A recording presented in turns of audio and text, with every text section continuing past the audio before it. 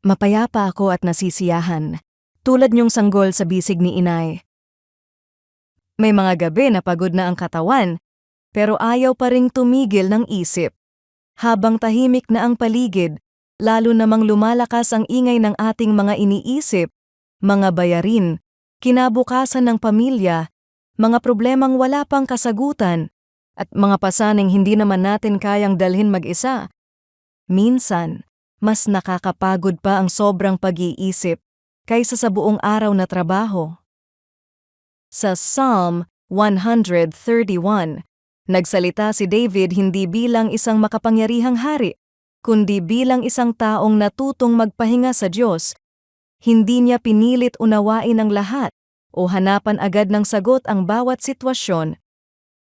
Sa halip, inilarawan niya ang sarili niya na parang batang payapang nagpapahinga sa piling ng kanyang ina. Isang magandang larawan ito ng mapagkumbabang pagtitiwala sa Panginoon. Madalas gusto nating kontrolin ang lahat, ang tamang oras, magiging resulta, at direksyon ng buhay.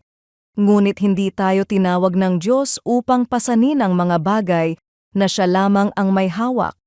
Ang tunay na kapayapaan ay hindi nanggagaling sa pagkakaroon ng lahat ng sagot, kundi sa pagkilala sa Diyos na lubos nating mapagkakatiwalaan. Kay Kristo natin nakikita ang pinakamalaking dahilan kung bakit maaring mapanatag ang ating puso. Dahil sa ginawa niya sa krus, maaari tayong lumapit sa Diyos hindi bilang mga alipin na nabubuhay sa takot, kundi bilang mga minamahal niyang anak.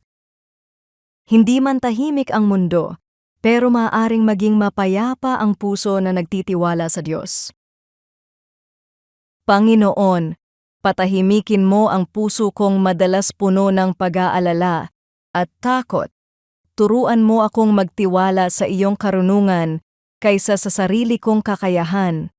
Tulungan mo akong magpahinga sa iyong presensya at maalalang ikaw ang may hawak ng lahat. Sa pangalan ni Jesus, Amen.